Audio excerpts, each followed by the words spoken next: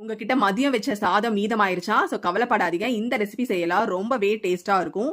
இது செய்றதுக்கு 1/2 கப் அவல் எடுத்து நல்லா வாஷ் பண்ணிட்டு, மறுபடியும் கொஞ்சம் தண்ணி ஊத்தி ஊற வச்சுக்கணும்.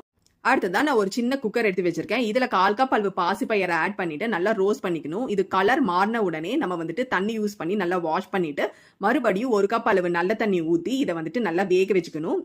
இப்ப பார்த்தோம்னா, கொஞ்ச நேரத்திலேயே நொர தள்ளி இது கொதிச்சு வரும். இந்த சமயத்துல நம்ம ரெடி பண்ண அவலையும், சாதத்தையும் ஆட் பண்ணி லைட்டா கலந்து விட்டுருங்க.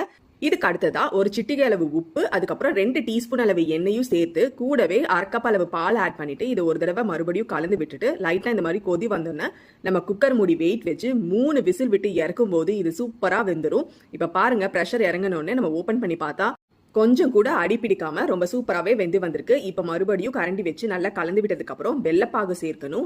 இங்க நான் வந்துட்டு 1 கப் அளவு வெள்ளப்பாகு சேர்த்து நம்மளுக்கு பிடிச்ச ட்ரை ஃப்ரூட்ஸை நெய்யில தாளிச்சு இதுல கொட்டி நல்லா கலந்து விட்டு எடுத்தீங்கன்னா ரொம்ப சூப்பரான அவல் பொங்கல் ரொம்ப டேஸ்டா தயாராயிடும். பாருங்க எவ்வளவு சூப்பரா வந்திருக்குன்னு. கண்டிப்பா டைம் இருக்கும்போது செஞ்சு பாருங்க.